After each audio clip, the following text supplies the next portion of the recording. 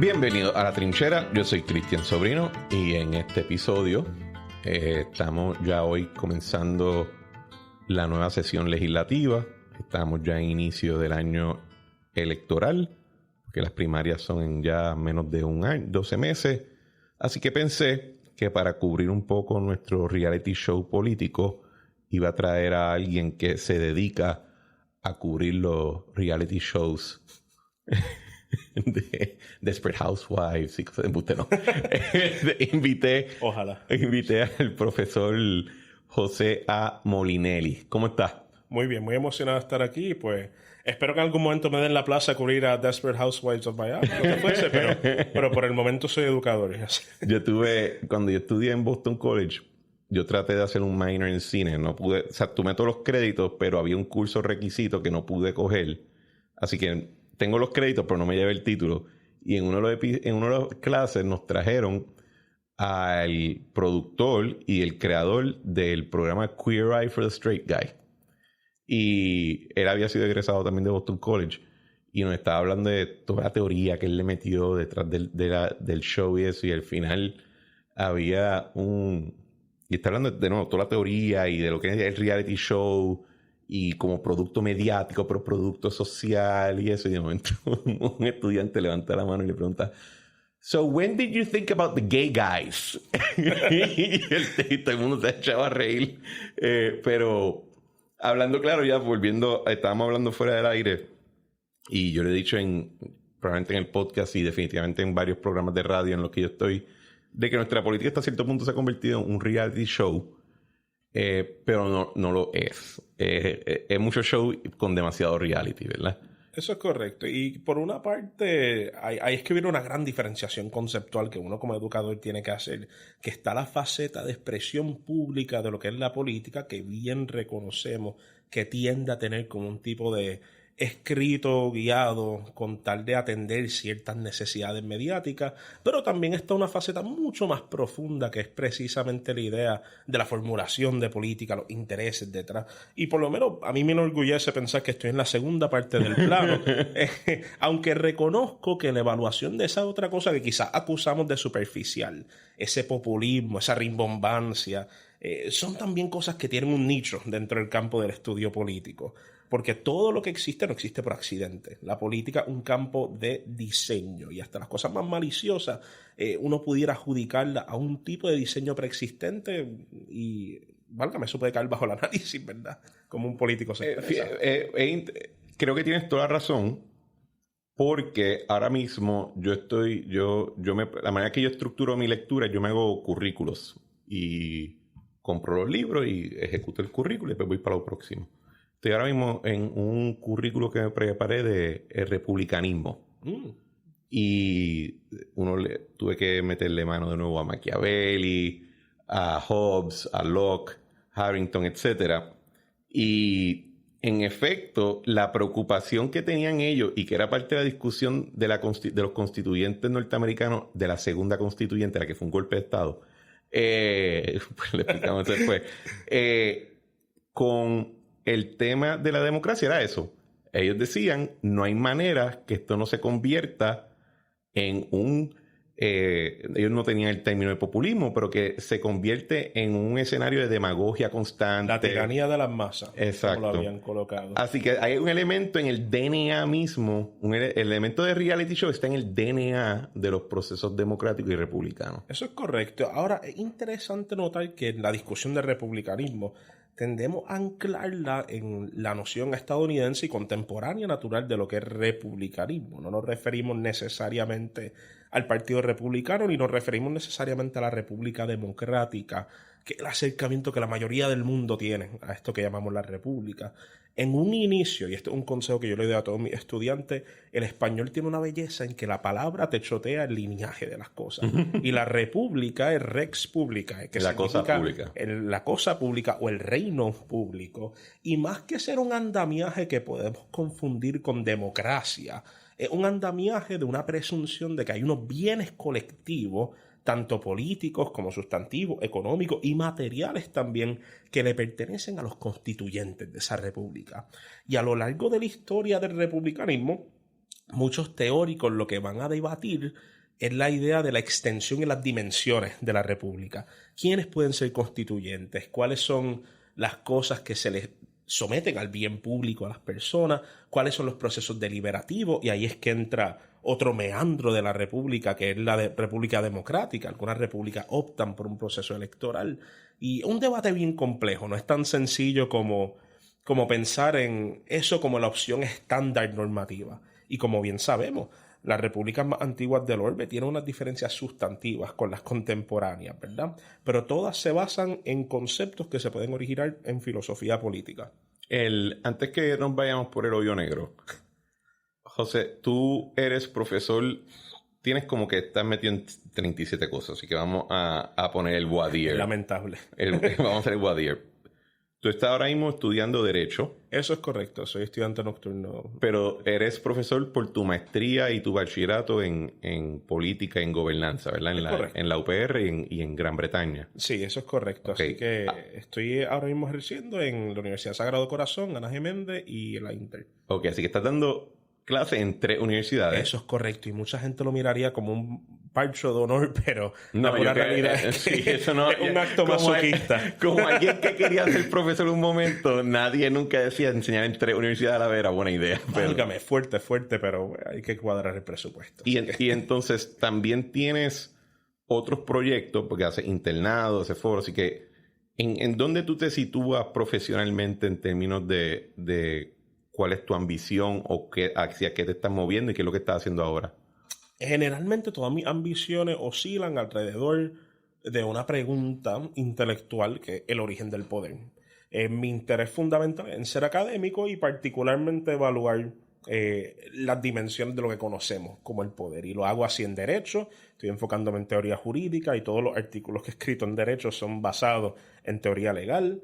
Igual en el campo de la academia, los cursos que enseño son teoría política y pues a largo plazo me veo realizando el doctorado para culminar la secuencia. ¿Vas a hacer el doctorado entonces? Eso sí, así que me encomendaré más a la pobreza y a la servidumbre académica, pero lo hago de forma voluntaria como monje medieval que sabe su condena, pero así que sí, yo me veo situado en ese espacio de la academia y la investigación. Okay. Pero mucha gente se confunde y lo digo por apreciación de mis estudiantes, que no tienen ninguna culpa al respecto, de lo que un profesor de política, ¿verdad?, hace. Y quiero hacer la aclaración de que soy profesor por contrato, ¿verdad?, que no soy permanente en ningún lugar. Por eso es que estás entre universidades. Exactamente, sí. Y claramente ninguna paga suficiente. No diré nada. Pero estoy muy agradecido con la oportunidad. Lo que es interesante de esto es que el profesor de política puede ser una de 1000 cosas. Puede ser alguien que hace estudios electorales, puede ser alguien que hace estudios militares, de relaciones internacionales, puede ser alguien que da derecho a personas que no estudian derecho, quién sabe. Pero en mi caso, dentro de este vehículo que llamamos la política, no me interesa el diseño del vehículo, ni el cilindro, ni el defecto que tenga la válvula de escape. Lo que me interesa es la dirección del carro. Okay. Y ese es el nicho de la teoría política. ¿Qué dirección coge el carro? ¿Por qué? ¿Quién debería estar conduciéndolo? ¿Cuáles son los criterios de buena gobernanza? Y pues eso es donde yo me encuentro ahora mismo. ¿Y tú tienes algún... muchas veces, especialmente en Puerto Rico, en todos lados pasa, pero en Puerto Rico es que simplemente ha sido mucho mi experiencia, tienes personas que son profesores, pero son activistas de algo. ¿Tú te visualizas como activista de alguna causa ahora mismo o tú crees que hay un conflicto entre esas dos vertientes? Porque yo le veo cierto conflicto. Yo conozco a muchos educadores que son activos y fervientemente participatorios en causas sociales.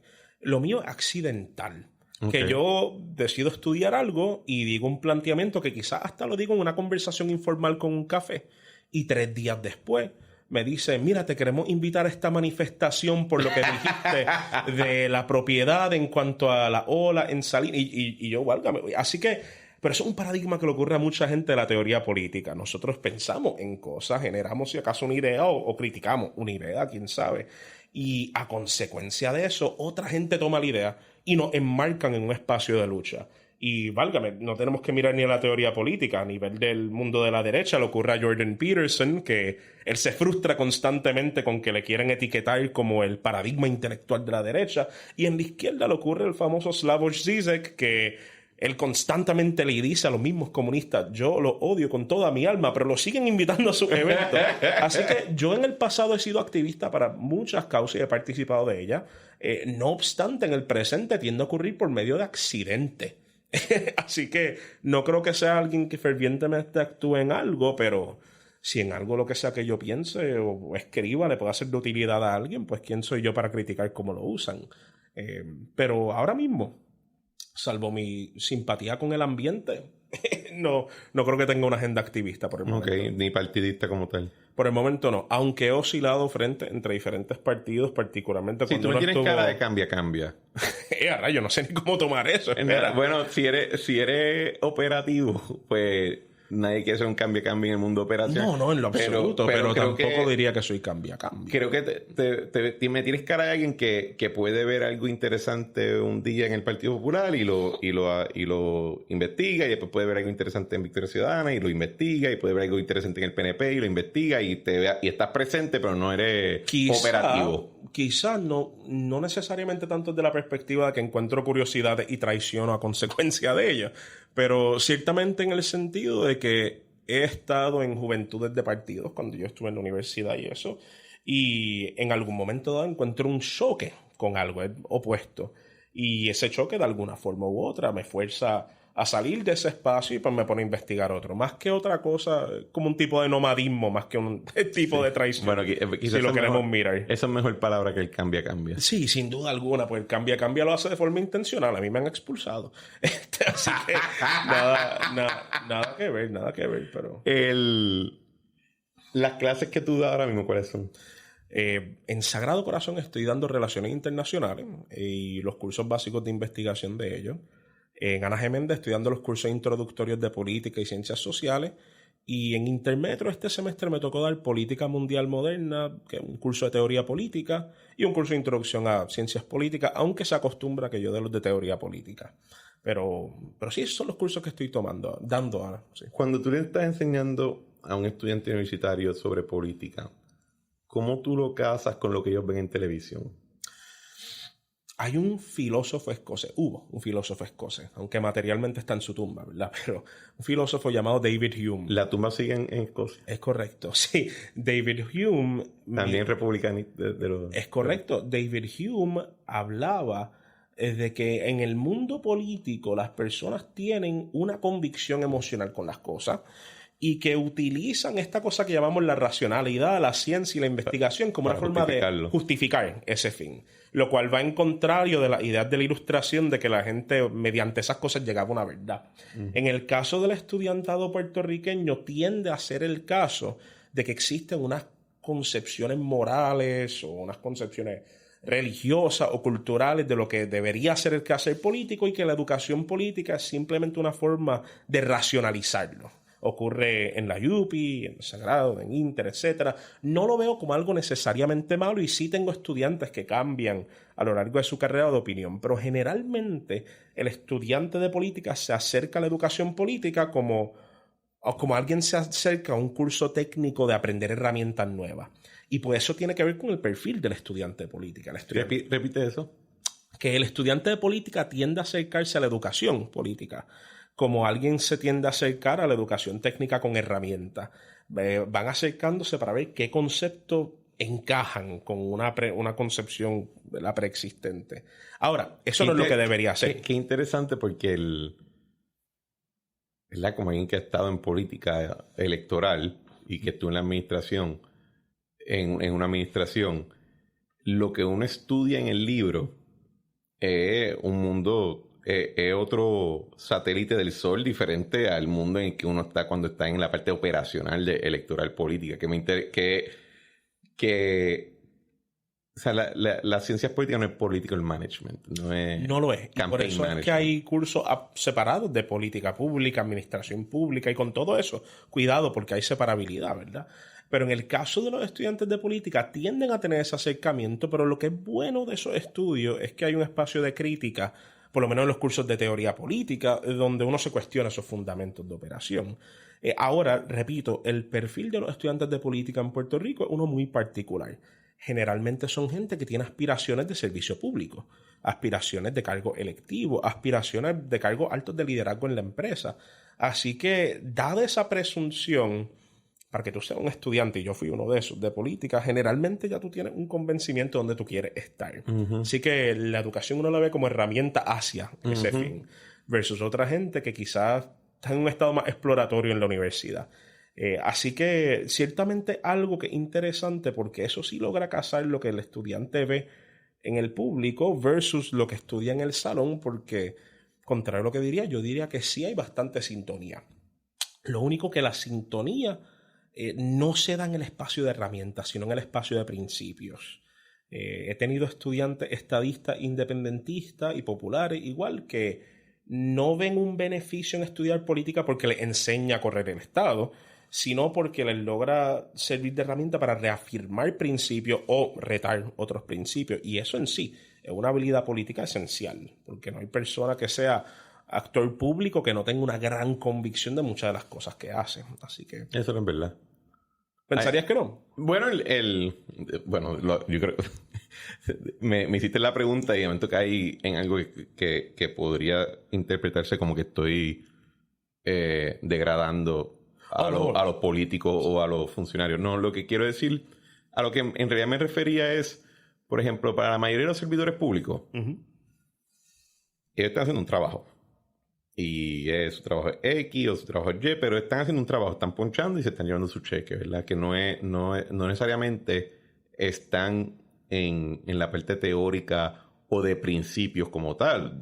Hasta cierto punto, idealmente, tú quieres, y esto es cuestionable, pero hasta cierto punto tú quieres que tu empleomanía de carrera no tenga, idealmente que sea un poquito mercenaria, en el sentido de que pueden trabajar con cualquier jefe de gabinete en cualquier momento porque no tienen una atadura a los principios de esa persona. Y eso de por sí es un conflicto ya en la parte de administración pública, porque eso no es necesariamente cierto. Y lo otro es que la mayoría de los políticos, tú tienes estas criaturas que son los políticos naturales, que tienden a ser los mejores en términos de cuánto poder acumulan y cuánta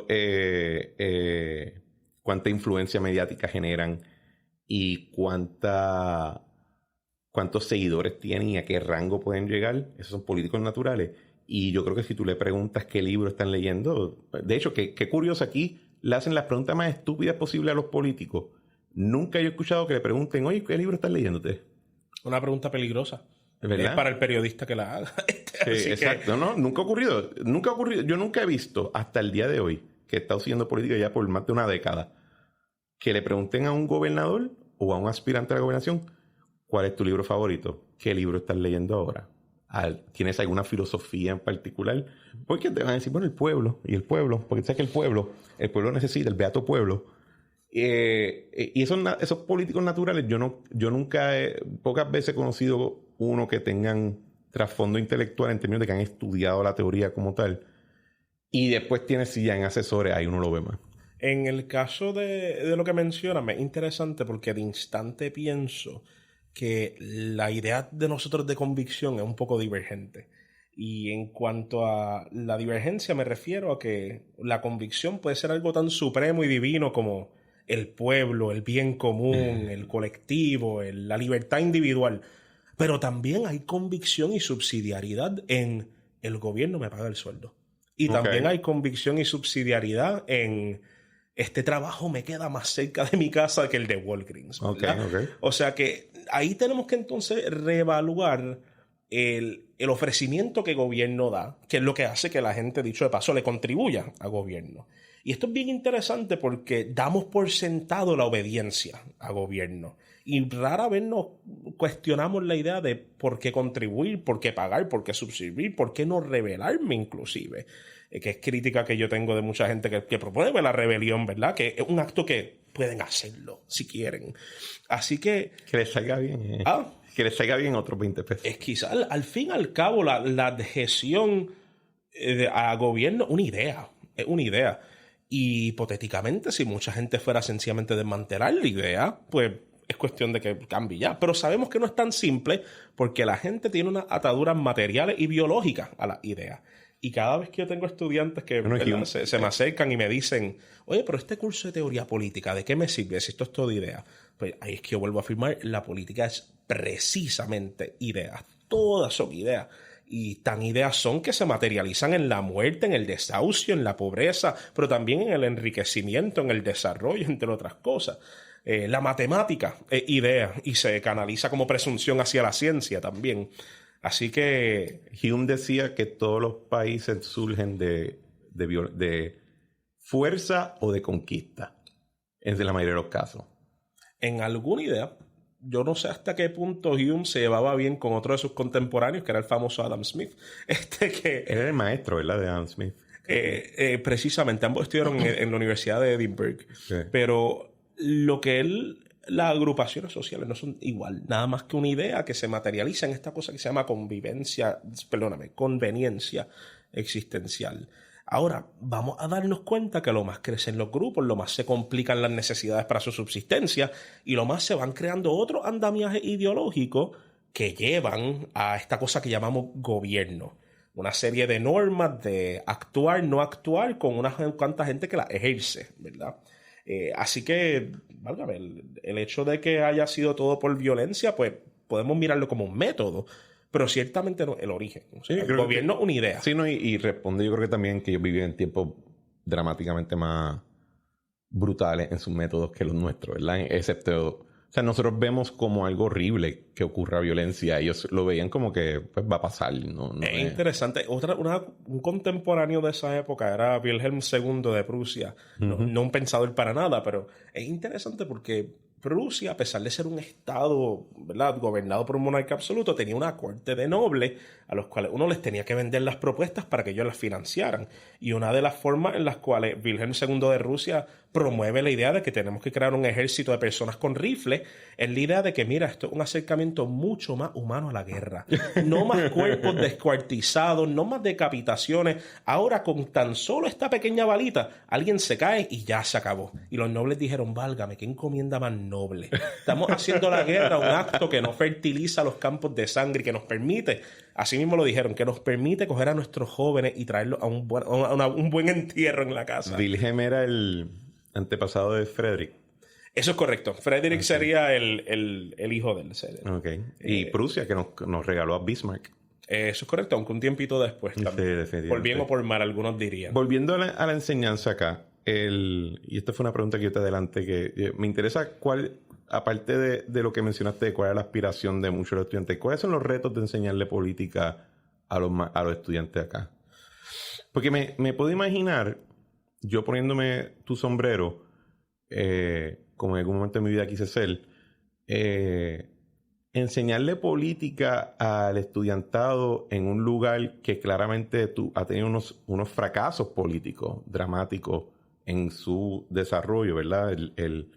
Yo todavía tengo memoria de los 90, cuando la gran era, la obra, etcétera, pero yo me imagino que tus estudiantes muchas veces, si ellos miran para atrás su historia política, quiebra, crisis, renuncia, huracanes, terremotos, y los que estén escuchando esto en el futuro en 100 años, en efecto, literalmente todas estas cosas, o sea, revuelta, Vieques, si son un poquito mayores, o sea, es enseñar política a un estudiantado que cuando mira la política en ejecución en su territorio, en su jurisdicción, dicen, esto como que no cuaja. Y así que me imagino que tienen que haber unos retos con eso. Los retos son de que estos estudiantes han nacido en crisis, pero han escuchado de la fantasía del éxito. Y han escuchado de la idea de que eso se puede lograr. Así que no es tanto un reto, es más una añoranza que trae consigo una serie de preguntas que muchos profesores no están dispuestos o listos para contestar. ¿Como por ejemplo?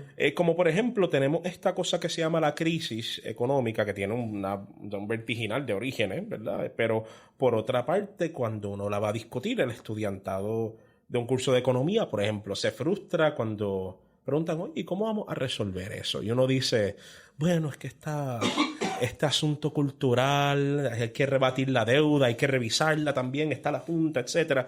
Y la complejidad es una forma buena académica de mirar las cosas, pero tiene un estudiantado sediento de respuestas concisas que quizás no estamos dispuestos o listos para brindar, y a consecuencia de eso, tiene unos estudiantes que generalmente añoran el desarrollo, pero no logran cómo conseguirlo. Pero yo no creo que eso es algo malo, y yo creo que es un reto que invoca que el educador, primero de todo, se ponga las pilas y que empiece a investigar de forma más proactiva cómo atender ciertos asuntos. Pero eso consigo trae un segundo problema.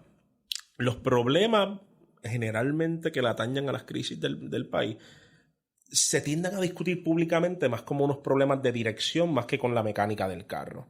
Se tienden a discutir con... Yo pensaría que se discuten como un asunto de quién está guiando el carro, de que si es bueno o malo, en el término más ambiguo posible. Yo diría que sí, pero como la evaluación del conductor es tan leve, por lo único que se sabe es que un conductor es estadista o algo, o que es popular, etcétera, pues yo creo que la adjudicación quizás trata de tirarle la flecha al conductor, pero rebota y cae nuevamente en el lado de la dirección.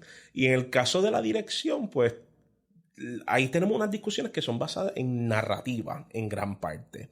Y eso hace que las discusiones de progreso esperados tiendan a recaer en las discusiones teóricas de narrativa. Y las narrativas, por cuán objetivas queramos que sean, tienden a basarse en las convicciones morales del individuo, en gran parte. Y ahí, pues, tiende a haber un roce, pero yo tampoco lo considero innatural. Yo siento que una buena cosa de la generación de estudiantes de ahora, y hablo con orgullo de los míos, ¿verdad?, es que son bien críticos, bien críticos. Y ¿cómo así? Creo que son parte de la ola postmoderna de que todo lo que es autoridad tiene que cuestionarse, y no necesariamente con la intención de desmantelarlo, sino con la intención de o reforzarlo o adjudicar si debe quedarse o no. Y en ese sentido tiene un estudiantado de derecho hipercrítico que a muchos educadores les es frustrante, sí, porque muchos de los educadores de política parten de una presunción de que la política debe existir. Y muchos de los estudiantes contemporáneos la aborrecen, sí. Naturalmente, y no los culpo. Y después eso se puede malinterpretar como nihilismo. Es correcto, pero yo por lo menos al identificar eso, y fue algo de lo cual yo padecí hace no mucho tiempo tampoco, pues entiendo que es algo positivo. Y en eso tengo mucha fe en la gente que estudia política, no porque necesariamente vayan a ser políticos, gobernadores, etcétera, sino porque creo que tienen una cosmovisión más colectivista que le va a permitir navegar esos asuntos un poco más. En cuanto al no colectivista en un sentido de izquierda, sino la idea de que saben que su ambiente les afecta y que se tienen que involucrar con el ambiente o encomendarse a ser afectados. Y eso es algo súper positivo que yo veo de la educación política de hoy en día. ¿Y tú encuentras que lo que estoy escuchando es que tus estudiantes tienen mucha sed? Sí, es correcto. De respuestas. Sí, y si me permite añadir algo, la sed se resalta por una pieza de evidencia esencial, que en Puerto Rico no hay un solo trabajo que diga que tienes que estudiar política para ser parte de ese trabajo. Sí. Y cuando tú tienes una generación, dicho de paso, una de las generaciones jóvenes con mayores índices de pobreza, que se da la tarea, mucha gente pobre que conste, no necesariamente gente de clase medio rica, que se dan la tarea de estudiar política, y tú dices, válgame, con esta economía, porque algunos estudiantes tomarían una decisión tan masoquista de hacer eso. Y ahí es que te das cuenta de la sed, cuando los conoces. Cuando entran al salón y tú no ves la cara de felicidad, ves la cara de estoy listo aquí para pelear por lo mío. Eso es algo bueno, en mi opinión, aunque mucha gente lo vea como algo malo. Pues en esa línea, te iba a preguntar si un reto adicional o subsidiario de lo que mencionaste, de esa sed y de cómo satisfacerla en el salón de clase, es que hay mucho producto mediático y de redes sociales que está tratando de darte un shot de azúcar, ¿verdad?, liquificado, para saciar eso. Te voy a dar un ejemplo. Mi novia me dice que su hijo le preguntó sobre un video que vio de este influencer. Y cuando me lo dije, bueno, hay que hablar con él porque esos videos los veo yo. Y los ve fulano, que es un amigo en común y eso. Pero yo no creo que él está ready para ver las cosas de ese mundo, porque yo lo puedo ver como un chiste o yo lo puedo ver con cierta suspicacia. Si él lo coge de una manera literal, él va a ponerse a decir, pensar y quizás hacer cosas que son borderline sociópatas. Y me puedo imaginar eso en el contexto político ocurriendo mucho, donde no solamente que tienen la sed, no solamente que están yendo al salón de clase a escucharlo, es que tienen toda esta verborrea de social media, de noticias, etcétera, que está insertándose en tu discusión. Pues yo siento que no hay un mal inherente a la presencia de las noticias y eso. Reconozco. Creo que ya no estoy hablando de noticias, estoy hablando de TikTok, estoy hablando de Instagram, de los videos de Facebook, o sea, vamos a ponerlo de esta manera. Yo estoy seguro que hay muchos profesores de ciencias políticas que han tenido que tener conversaciones sobre Ben Shapiro o sobre... A cada rato. Que es en la derecha y en la izquierda que ni se diga. A cada rato. Ahora, que nuevamente, que si lo vamos a ver como algo necesariamente malo, pues debatible, porque... Vamos a ver que esta gente que ya vienen con un acercamiento hipercrítico de gobierno, que la cosa más justa de gobierno lo ven como algo que hay que criticarlo, van a mirar estos videos y quizás lo único atractivo que le van a encontrar es cómo es que se empaqueta de una forma bien sencilla una opinión política. Y al momento que se provean unas respuestas bien sencillas, unos problemas bien complejos, eso siempre es atractivo. Pero para mí ese es el problema. Es un problema. Y que si lo haces porque hay cosas complicadas en la vida. Hay cosas que son complicadas. Y esa es y esta generación, yo creo que si algo están teniendo problemitas es entender que hay cosas complicadas y hay cosas que toman mucho tiempo. Hay cosas que tienes que dedicarle pensamiento. Y pensamiento no es, pues vi el video y se acabó. Uh-huh. Es luchar internamente con la idea. Pues fíjate, yo creo que estos videos, si bien, vamos a ponerlo así, les presentan una idea, generalmente a los estudiantes de política, no es algo que yo creo que es definitivo para el desenvolvimiento de sus ideas. Y lo que lo demuestra es precisamente que lo están trayendo a colación en clase. Porque si no, lo traerían como un argumento, no como una pregunta. Y en mi experiencia, cada vez que me dicen, mira, según este video de Ben Shapiro, según este video de Slavoj Zizek, tal y tal cosa... Tú ves que hay una intención detrás de una pregunta en vez de un statement. Y cuando te lo presentan como una pregunta, está esa intención crítica de nuevo. Yo no creo, yo en eso soy bastante contrario a la ola que va. Yo no creo que una generación que esté indoctrinada. Yo no creo yo no solamente no creo que esté indoctrinada, creo que necesitan un poquito más de adoctrinamiento hasta cierto punto. ¿Verdad? El politeia necesita cierta educación. Ahí es que entra gran parte de la utilidad de la educación política, porque quizás no es indoctrinar, pero sí es canalizar por unos medios un poco más científicos y objetivos las convicciones ya morales, culturales que puede tener alguien. Y eso es como se estructuran los currículos de política típicamente, ¿verdad? De tal forma de que uno pueda ir desde principio hasta especializaciones materializables como diplomacia, derecho, política pública, etc. Y tenía una pregunta en mi cabeza, la quiero reformular. Cuando te traen esas fuentes, ¿cuál es tu reacción? ¿Cuál tú has visto que ha sido la reacción de otros profesores quizá? O sea, ¿cómo tú crees que se hace bien? ¿Cómo tú crees que se hace mal? Yo creo que la reacción negativa no es solamente un acto de hipocresía crasa, sino también un acto de temor por parte de muchos educadores. Y me explico, esa cosa del empaquetamiento simplista es algo que es atractivo y los académicos no podemos competir con la simplicidad porque nuestro nicho es ser complicado. La cosa más sencilla que nosotros podemos hacer es mucho más complicada de forma innecesaria en términos de redacción y sustancia. Así que reconocemos nuestro nicho, no somos comunicadores, pero por otra parte entiendo que porque estemos en ese estado de competencia no significa que nos han derrocado, hay un nicho diferente. Por mi parte lo llamo un acto de hipocresía porque gran parte de la política que yo aprendí criándome a principios de los 2000, etcétera, pues era porque me senté con mi papá y mi papá leyó el periódico y dijo, este partido, tal y tal cosa, y mi mamá después dice, bueno, pues sí, este grupo también. Después mi papá me habla de historia y después quizás en el tren urbano escucho a alguien diciendo, válgame, ¿escuchaste lo que hizo ese municipio? Y en cuanto a que eso es diferente del TikTok y del Facebook, no es muy diferente, sí. Pero ahí es que uno hace la diferencia pero entre... hay inmediatez. Lo hay y mucha gente adjudicaría que hay una agenda particular detrás de ese mass media. Pero lo que es interesante es que en tanto se presente como una fuente de inspiración para una línea de pensamiento que esta persona después va a desarrollar por su cuenta, pues no le tengo un gran problema.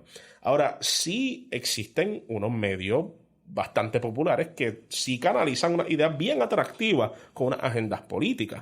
Y eso es lo que se encuentra detrás de muchas de las restricciones federales que existen en los Estados Unidos con ciertas cosas de TikTok, del site de internet chino, que es el equivalente del chino, de Google. ¿Cómo es que se llamaba? Válgame. Alibaba. ¿No? Empezaba con B.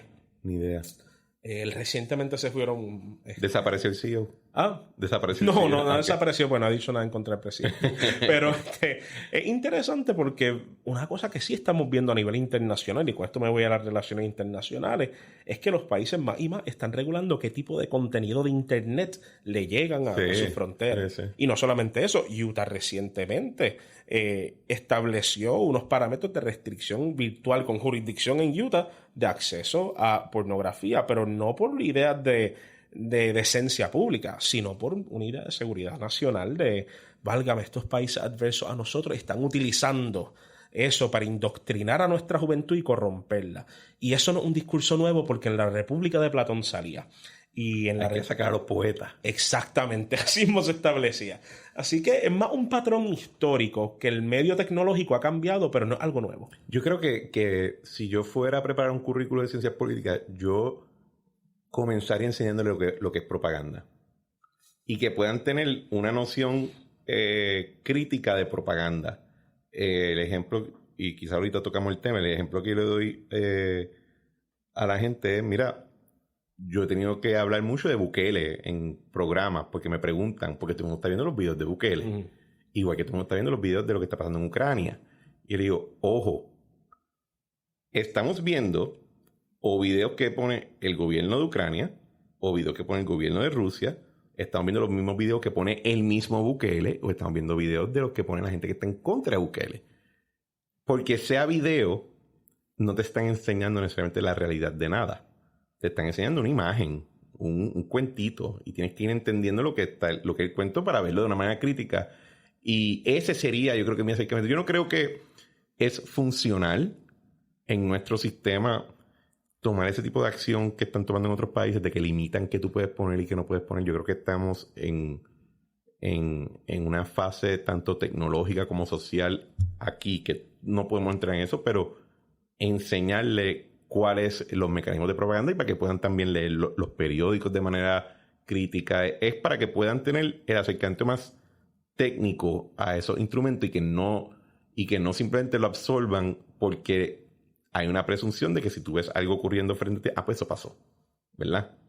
Pues es interesante porque vemos que tenemos ahora mismo esta cosa que se llama la corriente posmoderna. Vamos a ponerlo así. Los posmos. Los posmodernos. Y uno de los postulados esenciales de los posmodernos, que yo reto hasta más no poder, la idea de que algo exclusivo de la izquierda. A mí me parece que hay mucha gente en la derecha que son bien posmodernos. Cuando se reta no la verdad, sino la intención de la verdad, eso es un gran postulado posmoderno. Sí.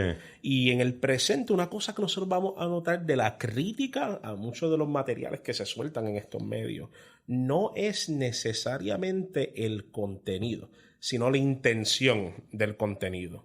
Esa idea de que todo lo que existe por medio de una agenda, por medio de una intención, y que para obtener una verdad no basta con ver la verdad, tenemos que ver la utilidad que alguien le da a la verdad. Y eso es algo que en el presente alrededor de la crítica a los medios sociales está por las nubes, ¿verdad? Lo vemos en los movimientos de derecho de Latinoamérica, donde hay un cuestionamiento en cuanto al periodismo activista sobre la utilidad que hay de que estas personas estén difundiendo ciertas narrativas, porque eso es algo de propaganda de izquierda, al igual que lo estamos viendo en Estados Unidos con TikTok. El peligro de TikTok no es que alguien está haciendo un bailecito y que eso está corrompiendo a tu joven para que lo haga en vez de hacer gimnasia, como diría Platón.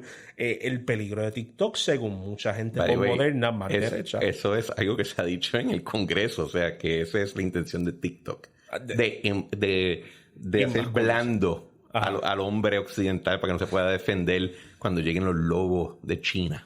Qué interesante. Y en China no se ve TikTok tampoco, supuestamente. Supuestamente pero música nada más. Exactamente. Pero nada, lo que es interesante de eso es que Lo que se cuestiona cuando se critica a TikTok es la intención que haya detrás de TikTok. Y en eso estamos en una época de la posverdad, como diría un científico de neurociencia que se llama McIntyre, de allá de Yale, MIT, me equivoco, donde la idea ya no es obtener una verdad, como serían los clásicos en la teoría política clásica, es más bien ver qué intención la gente tiene con una multiplicidad de verdades. Uh-huh. Y en eso hay una guerra en contra del relativismo ahora sin precedentes desde los 1800 casi. Bueno, a mí me preocupa y por eso es que creo que hay que preparar por lo menos la aptitud de poder crear el gusto y el conocimiento casi como el que le gusta la música clásica, ¿verdad? Si hay piezas de música clásica que son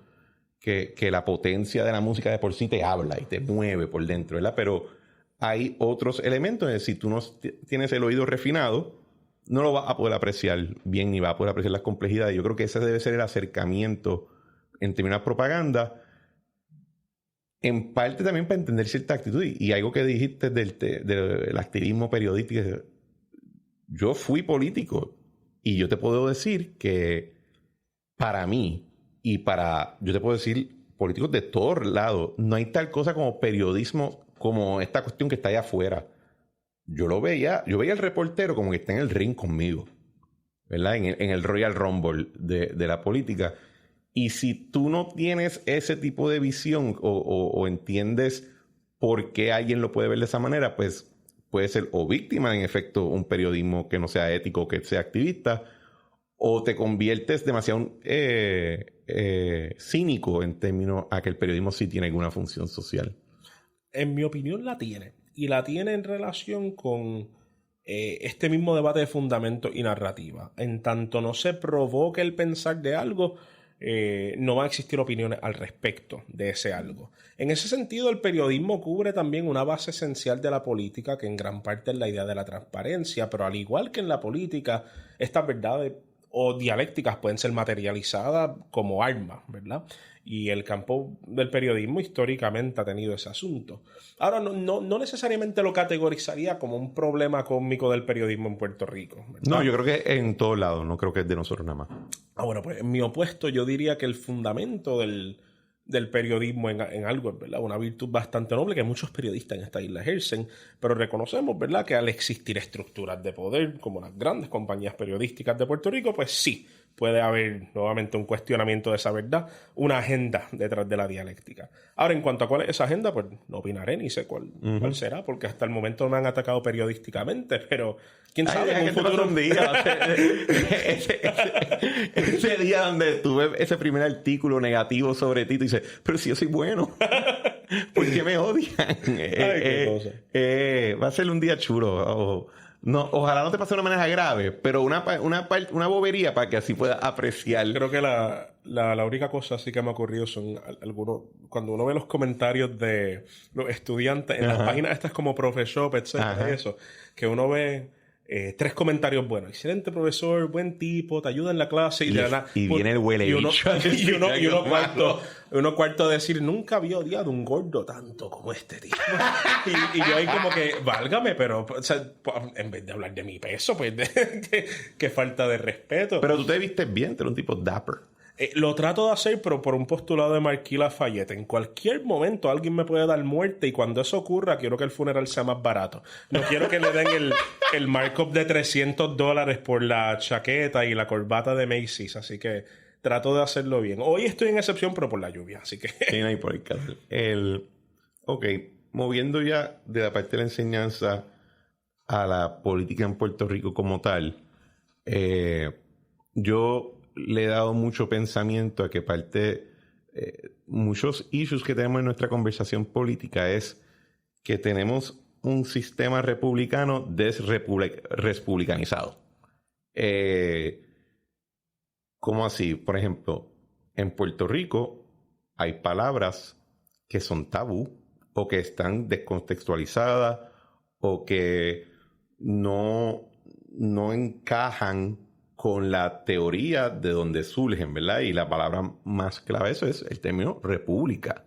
Si tú dices república, si tú dices Puerto Rico es una república, yo te puedo garantizar que el 50% o más de mi audiencia va a decir de qué cara tú estás hablando. Puerto Rico no es una república y no puede ser nunca una república. No obstante que la ley 600 que nos permitió hacer una constitución decía, y tiene que ser de manera republicana, y que entonces la constitución dice que los gobiernos tienen que ser republicanos, y cuando se habla del gobierno federal se habla de la república, ¿verdad? Our republic.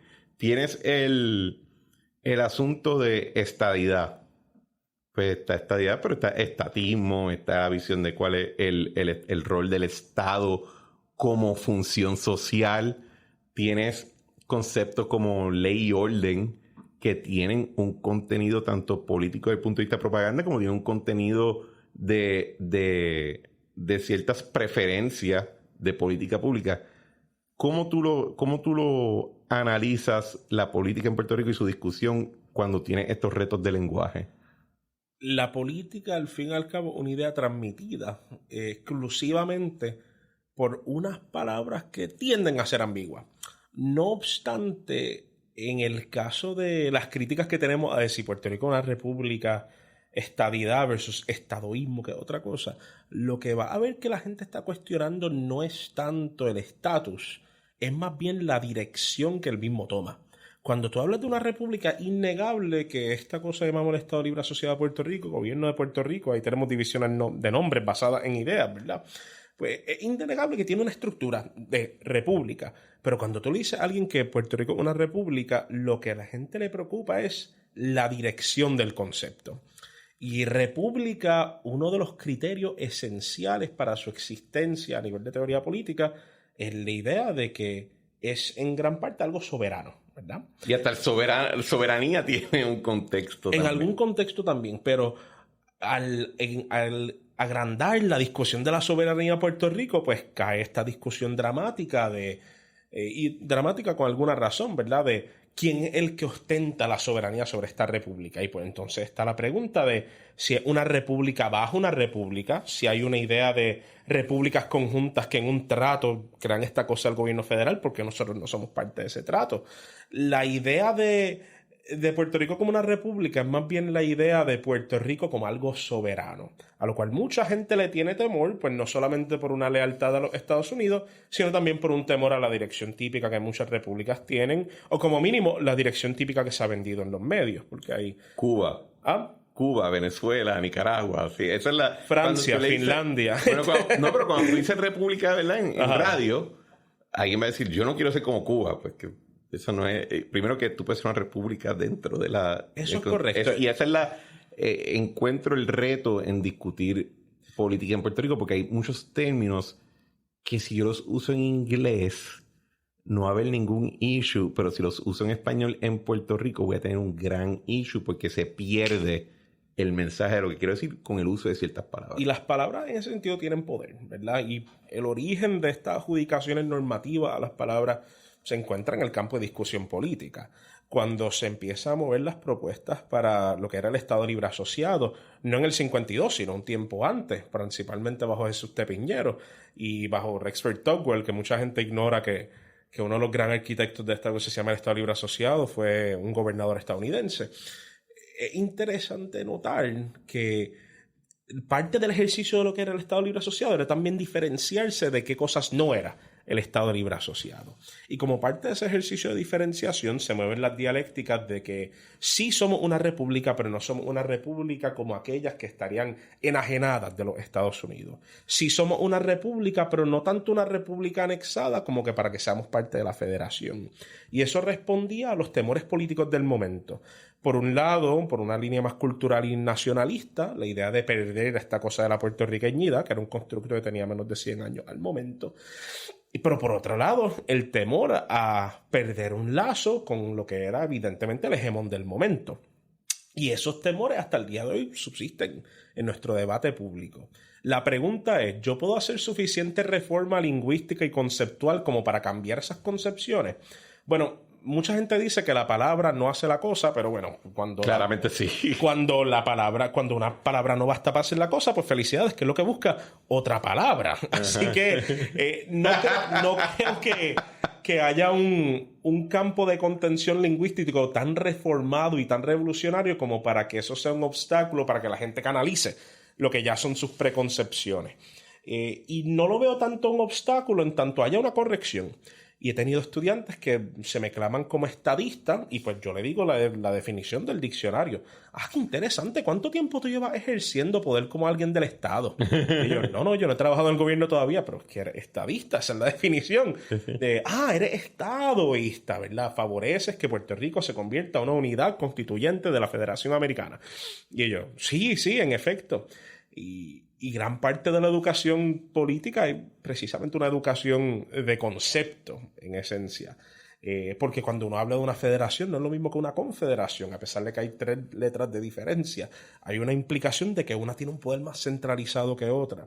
Y después de que uno aprende todos estos verbos políticos, ahí es que uno puede empezar a jugar con las piezas y crear tu propio transformer del ego, etc. O tratar de emular el del otro de forma inexitosa. Así que sí, hay un gran obstáculo de eso, pero se supera con conocer los conceptos. O mejor dicho, conocer cómo tradicionalmente se han utilizado. Y esas 2 cosas bastan. ¿Y cuáles son los textos que tú utilizas principalmente para enseñar estos temas? Típicamente yo recurro a artículos, pero hay unos textos fundamentales que para toda clase uno debería tener. Para un curso de política mundial moderna, por ejemplo, esas presunciones de lo que debería ser la política en la modernidad, desde los 1750 hasta mediados de los 1900. Hay unos textos como, válgame, The Wealth of Nations, de Adam Smith, que a pesar de que mucha gente piensa que es un libro de economía, es un libro de moralidad pública, es un libro moral de el encaje que el ciudadano o el constituyente tiene que tener en esta cosa que se llama la economía. Y él no era muy neoliberal, que tampoco. No, Adam Smith sería alguien que estaría bastante en contra de la formulación del mundo corporativo hoy en día. Sí. Al igual que Marx detestaría los resultados de muchas de las repúblicas de izquierda. Pero igual. Así que tenemos una serie de textos fundamentales de teoría política, pero no lo imparto. No impartes los textos, porque por ejemplo a mí me enseñan... No, estaba a punto de acabar la oración. No lo imparto con miras a indoctrinar de una forma, sino más bien decir, tenemos por un lado un texto como la utilidad de John Stuart Mill y lo voy a contraponer contra el manifiesto comunista de Marx, ¿verdad? Así que la idea es engendrar debate a base de las ideas de otra gente que ha debatido esto antes. No es tanto, te voy a dar un curso en marxismo, te voy a dar un curso en liberalismo, ¿verdad? Aunque muchas facultades de política hacen eso alrededor del mundo. Pero cuando uno tiene un curso que es de 200 años de historia intelectual, que se llama Política Mundial Moderna, pues uno tiene que hacer lo mejor que uno pueda y asignar 500 páginas todas las semanas quizás no es lo más estratégico. No, ciertamente, pero por ejemplo, cuando yo estudié literatura, así que yo no estudié política como tal, pero sí, yo tenía unos cursos que se llamaban The Western Cultural Tradition. Fascinante. Fue un curso de 4 años y tenía que tomar ese curso cada semestre y cada uno cubría como si fueran los créditos de 2 clases. Y era lo que se conoce hoy en día como un Great Books Program. Así que ahí se iba a estudiar ciencias políticas porque aparentemente por casi 2000 años esencialmente lo que se hacían era escribir poemas y escribir política. Poema, política. Y había que leer. O sea, no había un libro que era el vamos a hablar del idealismo, aquí está el texto del libro. No, tú vas a leer como dije ahorita, Machiavelli, Hobbes, Locke, etcétera, Hume, pero tienes que leer el texto como tal, y esa era la idea, que tú te acostumbraras al lenguaje. Tú usas esa metodología de que usas los libros como tal y quizás le asignas una sección del libro, ¿verdad? Para que no... Sí, ciertamente. O sea, cuando los cursos de teoría política es esencial tú considerarlos autores de algunos idearios. Y en gran parte eso resalta también la utilidad del campo de la teoría política, porque no habría idea de propiedad comunalista en una república sin que un Platón quizás lo hubiese considerado necesario para el bienestar, o más mejor dicho, la obediencia popular, ¿verdad?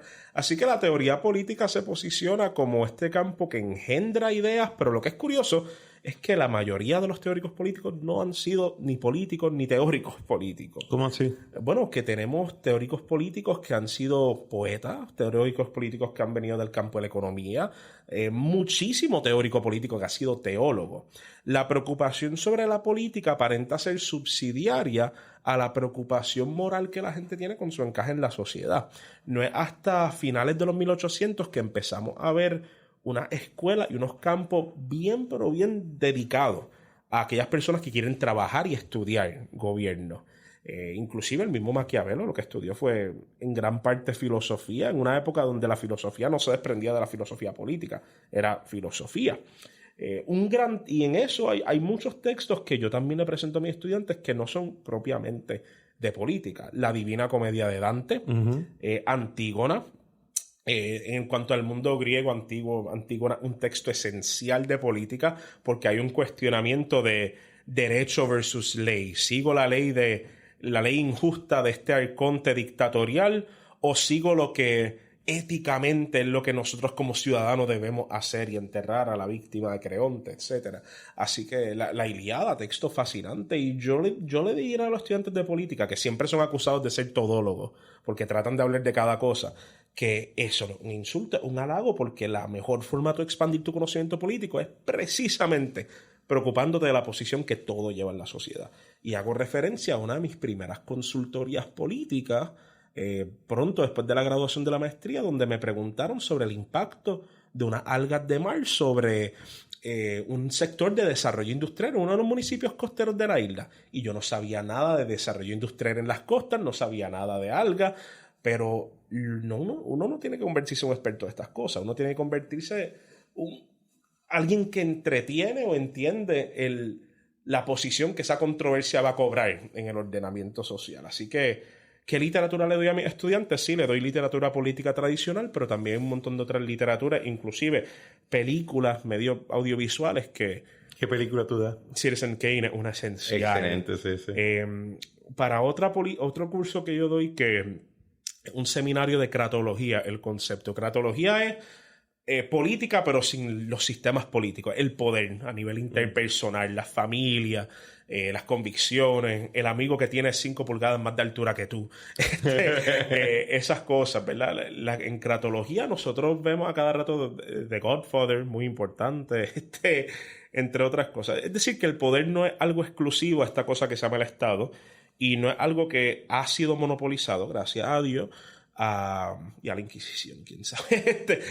No ha sido monopolizado por los teóricos políticos. Cratología es ¿verdad? Por democracia, aristocracia. Sí. Kratos en griego es poder. Es poder. Y dicho de paso, por eso se le da el nombre al personaje de God of War, Kratos, porque es poder también. Y hubo esta figura en mitología griega antigua también, se llamaba Kratos, pero nada tiene que ver con ese personaje. Me mencionaste la Ilíada y me surgió cuando Aquiles insulta a Agamenón, le dice: tú eres un rey que se consume a su gente. Ajá. Sí. Eso es crítica política, ¿verdad? Es una discusión. Yo creo que la parte más esencial de la discusión de la Ilíada en términos de teoría política son las discusiones que los diferentes reyes que son súbditos de Agamenón, ¿verdad?, hacen en cuanto a si deberían obedecerlo o no, continuar con la guerra, irse. Varios reyes regionales, como el rey de Odiseo, repetidas veces durante la Ilíada hace la amenaza de que se va a ir y que se va a llevar a se trata de escapar, y pues entonces ahí vemos retos de política. Pero el capítulo más interesante, yo creo que es la lucha entre Héctor y Aquiles, donde por una parte toda la gente simpatizaba, hasta los mismos griegos, con Héctor, como esta figura heroica que iba a pelear contra algo imposible. Y nota que la muerte de Héctor en la Ilíada, un periodo donde los griegos deciden, ok, no vamos a atacar por un mes entero con tal de respetar la muerte de ese héroe. Es decir, que da evidencia de que la política no es solamente interés subyacente, la política no es solamente, vamos a llamarlo así, agendas políticas. La política también en gran parte está atado a nociones de moralidad y convivencia y de admiración. Y añadiría tragedia. Y tragedia también. Empatía. Y eso hace de la política un campo que carece mucho de estudio en la área neurológica y psicológica. ¿Cómo así? En el sentido de que nos hemos enfocado en la política como algo sistemático, pero es hipótesis mía que estudiar en el futuro de que la política es algo mucho más profundo que los mismos sistemas. A pesar de que la palabra que utilicemos de política ya no impone un poco de un significado porque es la polis, es una unidad colectiva. Yo creo que en gran parte tenemos que movernos más hacia la cratología, estudiar el poder como un fenómeno individual humano, muy similar al hambre, al temor, entre otras cosas. Estás como Jordan Peterson con la langosta. Válgame, pero ese ejemplo está un poco del demonio, el que lo hizo. Bueno, no, lo que quería expresar es que si langostas tienen un sistema neurológico que reconoce jerarquías y todo su comportamiento en parte tiene que ver con ese establecimiento de jerarquía en tu sistema neurológico, creo que es lo que estabas citando, ¿verdad? Que hay un elemento más allá de simplemente las palabras. Pues de ahí viene... Pues, si la langosta lo tienen, ¿qué te hace pensar que el ser humano no tiene ese Eso mismo? es correcto. Bueno, válgame, también hay evidencia sustantiva de que jerarquía no es un concepto que necesariamente se impone dentro de los animales, dentro de una misma especie. Hay jerarquía en el reconocimiento de la naturaleza.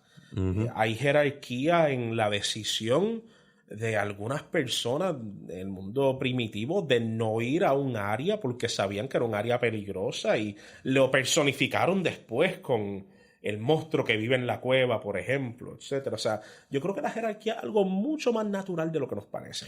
Pero es mucho más cambiante de lo que nos prestamos a pensar también. Es que yo creo que lo que dijiste ahorita de que las ciencias políticas se enfocan mucho en las estructuras formales y en los procesos. Yo creo que eso es producto de que en la medida que la República Democrática se ha convertido como el paradigma de lo que es buen gobierno en nuestro mundo moderno, pues las personas que desarrollaron esa idea estaban bien enfocadas en arquitectura política, en términos de, pues no es tan importante qué es lo que se va a decir, sino quién lo decide y cómo lo decide. Y en ese proceso liberal se abandona un poquito estas visiones ya más monarquistas, donde quizás iban más en la línea de que no, es que el poder surge de cierta excelencia que es natural, que es parte de nuestro sistema. Y lo que escucho es que tú dices, crees que debemos, obviamente no quizás volverle al sistema monarquista, no.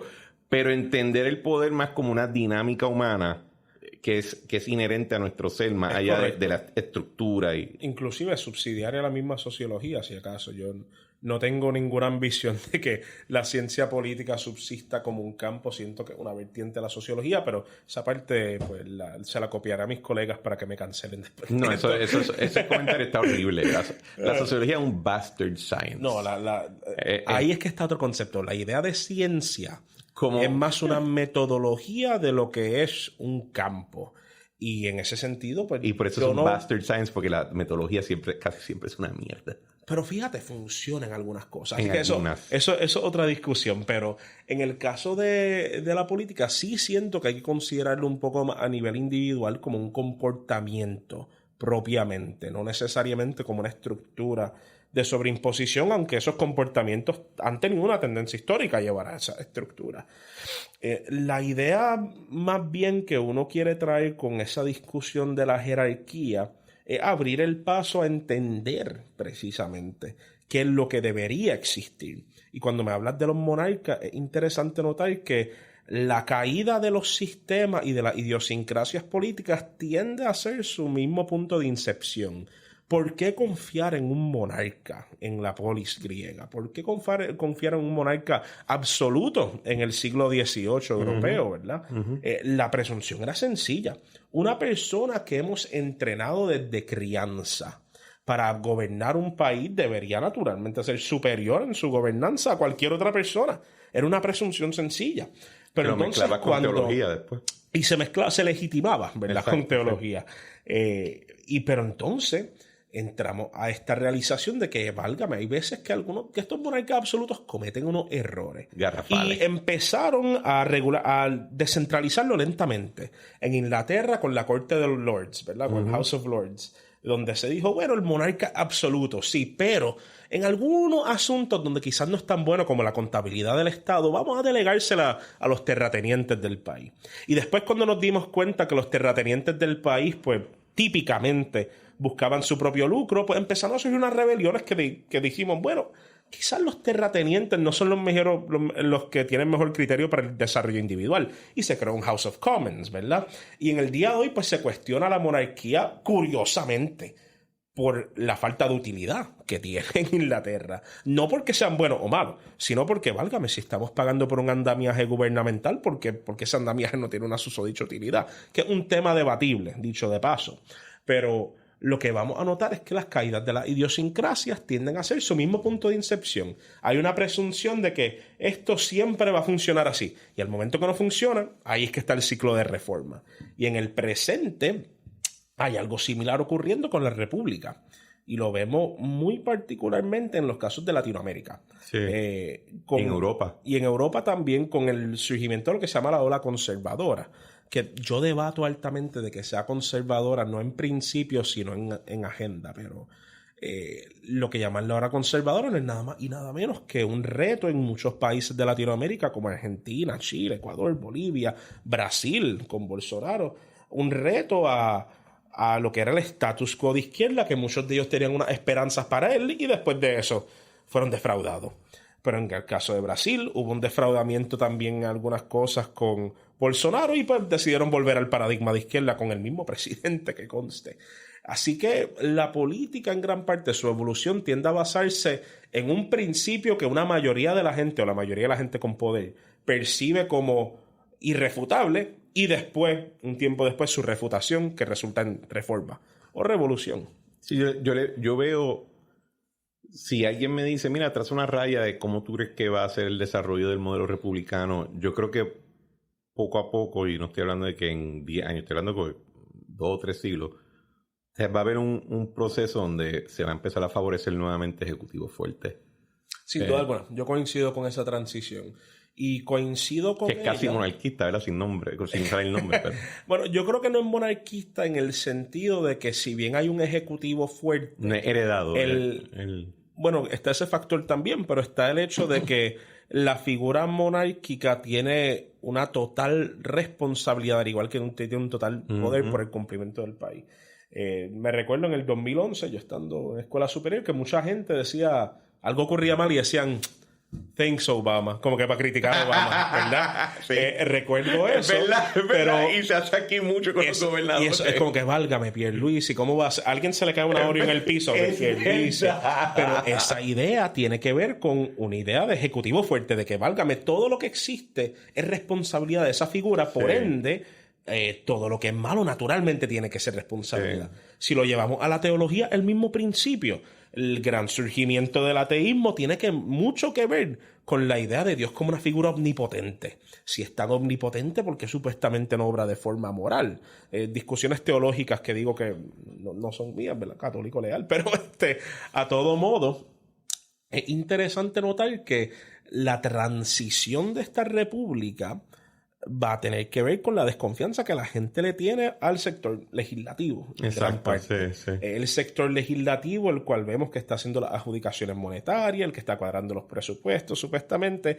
Así que, dado que esa es la cabra sacrificial, la oveja sacrificial, pues ese es el cual le vamos a depositar la desconfianza y vamos a empoderar sus sectores adversativos, el ejecutivo. Pero eventualmente, cuando ese ejecutivo vuelva a surgir y la gente empieza a depositarle responsabilidades y empiezan a surgir defraudaciones con esa responsabilidad, pues posiblemente vamos a favorecer nuevamente un acercamiento descentralizado. Es lo que ocurrió en Chile, particularmente. Mucha gente bien defraudados con la rama legislativa en Chile, pues apostaron de forma bien populista y de forma errada, diría yo, al mandato de Pinochet, pero tan pronto Pinochet muere, pues entonces...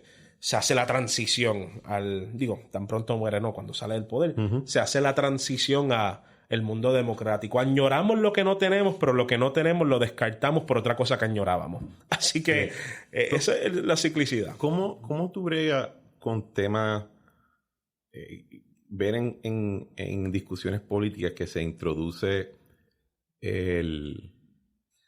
déjame volver a recapitular.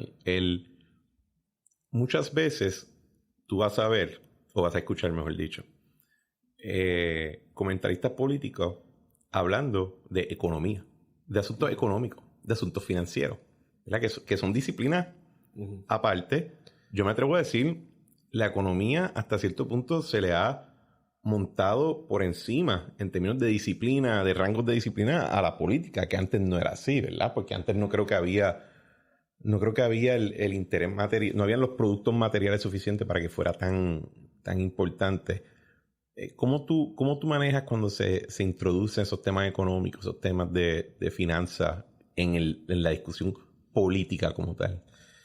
Bueno, en el caso he de establecer un poco de una disidencia, ¿verdad? Obviamente voy a proteger mi campo siempre porque es mi nicho existencial y pues sí. Y de ahí tú cobras. Exactamente, así que tengo que hacer esa mini apología un minutito, si me la permite. Yo creo que la diferencia sustantiva con la economía es que tiene a un marco de empleo más disponible en la economía de lo que tiene el de la política. Al igual que la filosofía no es un pursuit, vamos a llamarlo así, tan atractivo necesariamente por ese mismo resultado. Pero el economista, pues, con todo el respeto, ¿verdad? Una persona que tiende a tener las herramientas cuantitativas y sistemáticas de meterse en el espacio de la empresa, en el espacio de gobierno, y eso es algo buenísimo del campo. Ahora, yo siento que las preguntas que hace la economía, al fin y al cabo, no son nada más y nada menos que la practicalización de las preguntas políticas. Y me refiero a que, al igual que estamos todos en un carro y estamos cuestionando la dirección del carro, muchas veces nos hacemos la pregunta de, oye, ¿este carro va a poder subir esa barda? Y ahí es que yo creo que entran los de política pública, los de economía, que dicen, bueno, pues déjame bajarme a chequear la rueda, a chequear los cilindros del carro, cuánta gasolina tenemos. Y eso en sí es una búsqueda noble, ¿verdad? Pero al fin y al cabo tiene que ver totalmente con la dirección del Estado. De hecho, la idea de la deuda en Puerto Rico es bien reveladora sobre eso. Sí. Cuando nos preguntamos sobre el fisco estatal, nos preguntamos sobre balancear el presupuesto, sobre el plan de pago de la deuda, todo eso se ancla en una presunción política esencial de que tenemos que tener un presupuesto supuestamente con suficientes recursos como para poder tener una autonomía de qué decisión queremos tomar, ¿verdad? De poder flexibilizar el gobierno, de hacer las cosas que queremos. La pregunta de la economía se hace subsidiaria al postulado político, en gran parte.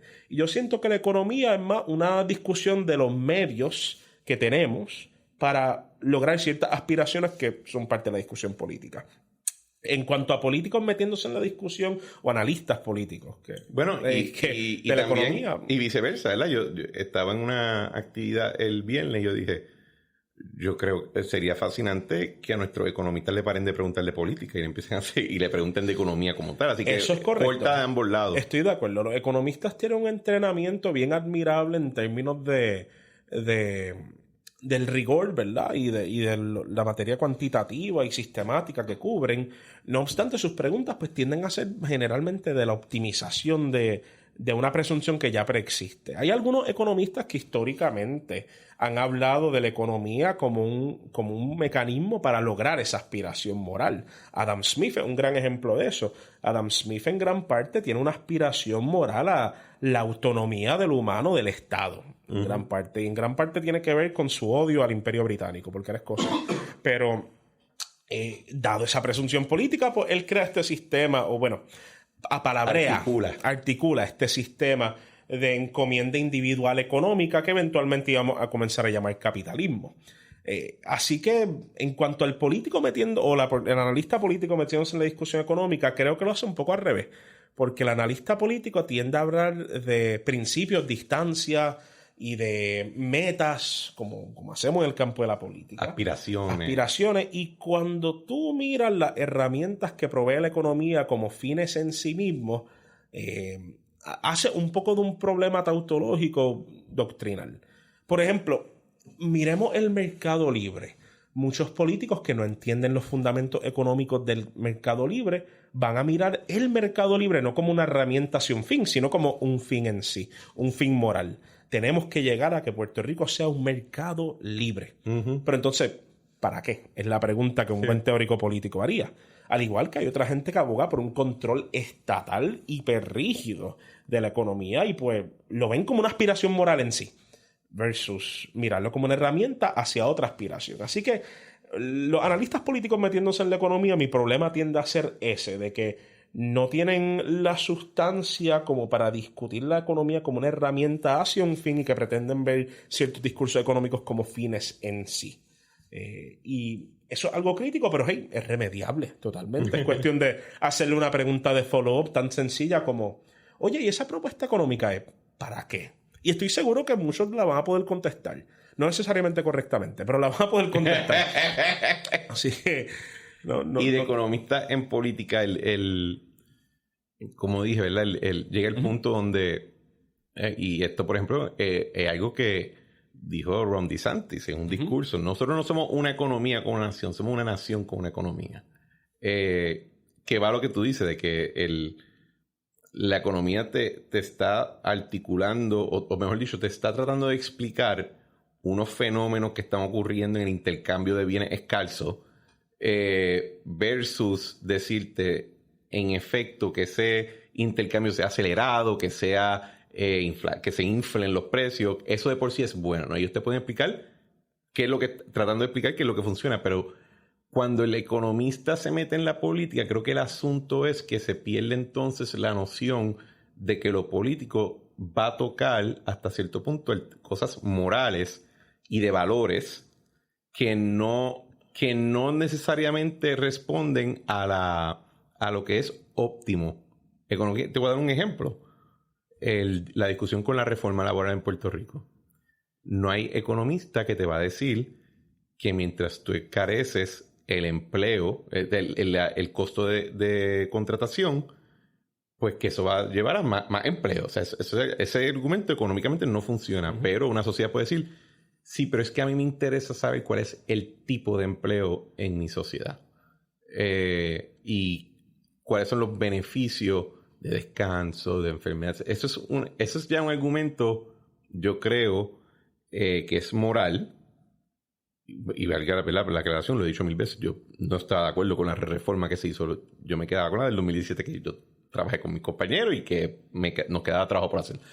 Pero entiendo que la discusión es moral, es política, no es de optimización del empleo. Pero en el debate con la Junta, el gobierno hasta cierto punto tuvo que tratar de elaborar un argumento económico. Esto a mí me trae mucho a las primeras veces que yo empecé a generar dinero.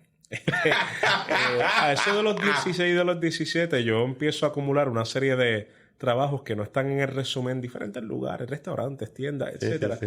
Y recuerdo que me hice una pregunta moral cuando iba a comprar algo. Oye, José, ¿a ti te gustan las espadas? ¿Deberías comprar esa espada que viste en esa tienda porque está cool? Porque se cool? Y yo dije, válgame, excelente, sí, tengo mi dinero, la voy a comprar. Y yo traigo esta espada súper barata que se me desmanteló en 2 o 3 días después, pero la traigo a casa y recibo un montón de cuestionamientos morales interesantes. Oye, José, tú tienes 16 años, deberías empezar a ahorrar, a tener una cuenta, etcétera. Y te recibo otros cuestionamientos morales, ¿qué tú vas a hacer con eso, etcétera? Y yo me frustré. Ustedes no entienden que tengo una espada y que eso está súper cool. Ustedes no entienden eso. Y complicándolo un poco más, uno pregunta el esfuerzo económico masivo que le cobró a los egipcios antiguos hacer sus pirámides. ¿Con qué utilidad económica, verdad? Por otra parte, ¿qué utilidad económica existe detrás del embellecimiento de muchas de las ciudades de la Ilustración europea, verdad? Muchas veces el sistema económico se crea con tal de saciar esos deseos morales populares. Y la meta de que el sistema económico exista como un fin en sí es problemática porque, como tú bien marcas, tiende a desvirtuar muchas de estas búsquedas. Y esto a mí también me recuerda un poco a mi primera experiencia como estudiante de Derecho trabajando en un bufete, donde yo me acerco a la persona que me pide unas consultorías a decirle, mira, bajo ley esto no se puede hacer, bajo ley esto no se puede hacer, bajo ley esto no se puede hacer. Y en el mundo corporativo eso no es así. Tú no dices, esto no se puede hacer. Tú dices, cómo lo pudiera hacer dadas las circunstancias particulares. Así que la métrica de la economía sea la economía en sí es problemática. Al igual que la meta de la política ser política en sí es problemático. Debería haber un deseo, una aspiración más allá. Y esa aspiración tiene que establecerse a base del grupo de los constituyentes particulares que componen el Estado. Así que sí, opinión controversial, pero yo siento que la economía debería ser subsidiaria a la aspiración moral política como tal, pero que debería tener suficiente herramienta en el aparato público como para traer a conciencia muchas veces las fantasías del mundo político. Así que es algo interesante. Bueno, dice fantasía. Carl Schmitt decía que todo conflicto político es teológico. Y que yo estaría de acuerdo con él. ¿Estarías de acuerdo con esa es la pregunta? ¿Estarías de acuerdo con esa visión? Sí, o con una reservación clara de que Él era un fascista. De que teología, bueno, de que teología, el estudio de la teología parte de la presunción de la fe. Y en el caso de la política, la mayoría de los que lo estudiamos no tenemos fe en el Estado. Así que sí es un campo que requiere de convicciones morales, pero más que todo de deseos. La política como un fin en sí mismo es un campo de no deseo, un campo de continuidad. Y la continuidad, como demostrado por los sistemas circulares de ingeniería, lleva al deterioro del sistema. Así que yo no veo la reforma como un acto glorioso de salvar el mundo político de un mal demoníaco, sino lo veo como algo necesario para la sobrevivencia política. Y en eso me recuerda mucho al Riddle of Steel que sale en la primera película de Conan, donde tú tienes que tener un acero suficientemente rígido como para poder cortar y romper superficie, pero suficientemente flexible como para que no se encuentre con una superficie y se rompa en contacto. Así que es fascinante. Muchas referencias geek tengo que... Conan, what is good in life? To destroy your enemy, to bring down their city, to see them... lay before you and to hear the lament of their women. Ay, qué cosa esas películas. Hemos hablado un poquito de teoría, pero me gustaría cerrar con un poquito de arquitectura política, ¿verdad? Ahorita dije que yo veo moviéndose los sistemas republicanos más a ejecutivos fuertes y más fuertes de lo que la gente cree que son ahora. Nosotros, ¿verdad? En Estados Unidos se habla mucho de que el presidente ya es imperial, tiene todo este poder burocrático, etcétera. Pero yo creo que cuando digo un ejecutivo fuerte es más fuerte aún de eso, donde incluso consolida mucha la función legislativa como tal y no tiene muchos check and balance. Pero yo estoy viendo unos experimentos en los órdenes republicanos en Latinoamérica que encuentro interesante cómo se van a desarrollar y qué pueden significar eso para lo que conseguimos como la arquitectura política de la República Democrática liberal o neoliberal contemporánea. Te voy a dar unos cuantos ejemplos para ver qué piensas de cada uno de ellos. Encuentro Bukele en El Salvador y la idea de que el Ejecutivo puede establecer un estado de excepción donde esencialmente cogió a 2% de la población y le dijo a todo el mundo, no pregunten. Cómo eso cuaja con estos conceptos de ley y orden cuando el estado jurídico, ¿verdad? No puede atender problemas de narcotráfico, de ganga, etc. Yo veo ahora a Milei en Argentina, vamos a ver si gana, ¿verdad? Pero él está proponiendo que él va a entrar como ejecutivo y va a empezar a limpiarse a casi todo el aparato estatal del ejecutivo, aunque no sé si es formalmente el ejecutivo allá, porque no conozco la arquitectura de ellos. Tú tienes la Junta de Supervisión Fiscal en Puerto Rico, que yo creo que está que en el marco de arquitectura política es un reto al concepto de la Asamblea Legislativa como ese cuerpo deliberativo representativo de un pueblo, porque hasta cierto punto la Junta es un ente legislativo, pero no es representativo de nadie. Y aunque no creo que a nadie le encanta, tú no ves un odio acérrimo en las calles por ello. Y tienes el experimento que hubo con la Asamblea Constituyente en Chile, donde después de much ado about nothing. ¿Cómo tú ves esos experimentos como un teórico político? Es interesante, y esta es mi muletilla, interesante, pero es que todo es interesante. Claro que sí. Campo, pero especialmente cuando eres un nerdo como tú y como yo, claramente todo lo que te... En el caso de los mencionados, salvo con la excepción de la Junta que la tocará por separabilidad, en el caso de los mencionados, uno se tiene que preguntar dónde es que anclan su poder. En los coliseos romanos antiguos tú tenías, como se demuestra en unas películas bastante ficticias, pero tienen un detalle particular. Cuando hablamos de Gladiator, por ejemplo, habían unos animales que sí los tenían de espectáculos, pero notarás que estaba atado a unas cadenas. Los animales podían solamente ir tan lejos como la cadena les permitiera, salvo que rompieran la cadena. Y en el caso de la política populista es bastante similar. Los políticos populistas anclan su poder en una masa electoral. Una masa electoral que puede, como no puede, representarse en escaños legislativos también. Y generalmente esa masa popular es la que sostiene la cuerda de hacia dónde ese político puede ir. Y en el caso de Bukele, él está haciendo aquellas cosas que él mismo estableció en su proceso de campaña. Un proceso de limpieza del narcotráfico, del crimen, entre otras cosas, con bastantes críticas de derecho internacional y derechos humanos, naturalmente. Pero la cadena que lo sostiene a él como figura populista todavía no se ha roto. Yo no creo que él vaya a llegar a un punto de hacerse tan autocrático como para romper esa misma cadena. Me parece que está lo mismo en los otros ejemplos mencionados, por virtud de que la base de poder de ellos es lo que determina que ellos sigan en poder. Así que mi contestación a eso es: queremos saber cuán lejos va a llegar, pues no tenemos que saber cuál es la reacción del pueblo a ciertos discursos. Así que el peligro verdadero no es ni la figura, es los cambios de dialógicos y temáticos que el pueblo tenga ciertos temas, y a consecuencia de eso, cómo esos temas se apalabrean y se formulan y se articulan. En el caso de la Junta es diferente porque la Junta no es una iniciativa populista. La Junta surge como un proyecto legislativo de un grupo legislativo constituyente que mucha gente en Puerto Rico no considera el suyo, a pesar de que le sean leal, curiosamente. Ante lo cual no hay una cadena de sostén que diga hasta aquí tú llegaste en términos racionales.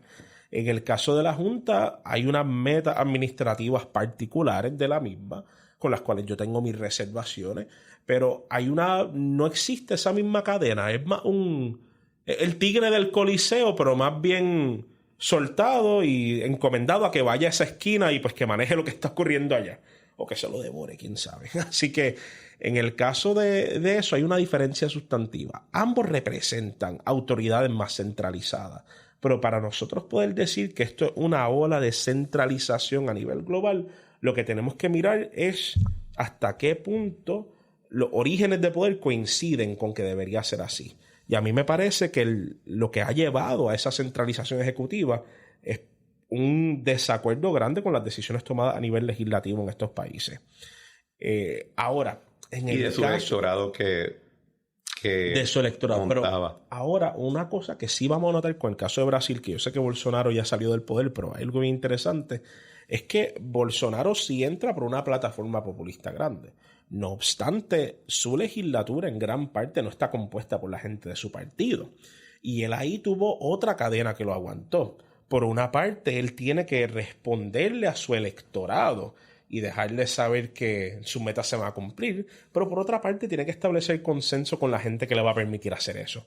Y un gran problema que tuvo el gobierno de Bolsonaro fue que no logró posicionar a la legislatura en la misma página, llevando a que muchos de sus electores que se fueron en su drama de luchar en contra del pántano, al igual que Trump, pues en efecto es como que salieran defraudados. Así que tenemos que notar que estos animales populistas tienden, y digo animales en el sentido político, pues son animales políticos, tienden a tener muchas cadenas. Y son cadenas que no los alan, son cadenas que los encaminan, como alguien guiando a su perro en la calle. Y en tanto eso sea cierto, las reformas ejecutivas no van a llegar a nada que los pueblos no quieran. Así que yo siento que el descontento legislativo tiene un gran potencial de convertirse en autocracia, pero hasta el momento no creo que hay suficiente evidencia como para clamar de que eso va a ser el resultado justo. Sí, no, y yo lo veía más en el sentido de que son experimentos de forma o de reconceptualización. Por ejemplo, en el caso de la Junta, los parlamentos fueron una conquista burgués, ¿verdad? Que respondía a ciertos intereses económicos e ideológicos, aunque en ese tiempo no existía el concepto, pero respondían a un entendido de que el poder legislativo lo vas a organizar de esta manera, como un parlamento que va a tener, puede ser bicameral o unicameral, pero va a ser este cuerpo representativo. La Junta, en la medida que es un cuerpo legislativo que aprueba ley, como en efecto hace con el presupuesto por lo menos, o que establece los parámetros dentro del cual se puede hacer ley, como en el caso del plan fiscal. Ok, pues Fochicaca no nos gusta colonialismo. Pero tú puedes ver que hay en argumento, no, mira, fíjate, esta cuestión de la asamblea representativa parlamentaria, fantástica pérdida de tiempo. ¿Por qué no constitucionalizamos en la arquitectura republicana tener una junta tecnocrática de la misma manera que tenemos una junta legal que el tribunal? ¿Y por qué tenemos que teniendo toda esta cuestión de la representación? Esa representación más que, hello, mira, yo tengo el celular, todos estamos representados en el celular. Esa es una manera. La otra que tú puedes ver en el caso de Bukele, por ejemplo, si en efecto es exitoso. Nos hemos enfocado mucho en este concepto de enemies foreign and domestic. Nos hemos quedado solamente en la parte de foreign. ¿Qué tal si volvemos a pensar en enemies domestic? Que es en esencia lo que él hace, ¿verdad? Con ese estado de excepción. Y ahí yo veo ese experimento. Y en mi ley pues no ha ganado, así que no sé. Pero entiendes por dónde voy, que es que hay en día espera, pero aquí, ellos están haciendo XYZ como respuesta electoral, como bien menciona. Pero hay un elemento arquitectónico o de concepto que se está trabajando. Sí, mi único asunto es que yo no lo considero algo exclusivo de la ola conservadora que susodichamente los titula, ¿verdad? Me parece que a nivel de la izquierda, los países más colectivistas se están moviendo hacia una centralización ejecutiva también, pero responde más bien a las cosas que sus constituyentes o su base de poder les permiten en algo, ¿verdad? En el caso de la Junta, interesante que hayan mencionado eso como un poder tecnocrático exterior, porque la Junta en algo es bien similar al establecimiento de la Guardia Varangia en el Imperio Bizantino. Hubo un momento dado donde los emperadores bizantinos tuvieron tanto terror de que su guardia personal los matara a ellos. Eso cuando tenían los vikingos. Que ellos básicamente le pagaron a unos conjuntos de guerreros proeficientes del exterior para que fueran su guardaespaldas, y por un periodo de tiempo tenía esta guardia que no solamente eran soldados, sino que se convirtieron en los administradores de Constantinopla. Y las discusiones que mucha gente tiene en cuanto a la Guardia Varangia, cuando uno lee los documentos de la época, son bien similares a lo que mucha gente tiene con la discusión de la Junta aquí. En el sentido de, válgame, son un poder extranjero. Por otra parte, implementan el interés de sus constituyentes más que el del imperio o el de nuestra constituyencia. Y son críticas que se atan nuevamente a la dirección del Estado, no necesariamente los cilindros o las dimensiones del vehículo en el cual estamos guiando. Por un aspecto, tenemos una realidad económica que es totalmente cierta, que hay que controlar un presupuesto, que hay que balancearlo, que se necesita un grado de control fiscal y que se necesita gente con gran entendimiento de tanto derecho como economía y finanzas y política para poder efectuar eso. Pero por otra parte, tenemos la realidad discursiva. ¿Hasta qué punto el control fiscal que se efectúa por este grupo responde al interés doméstico de una dirección versus la dirección de otro?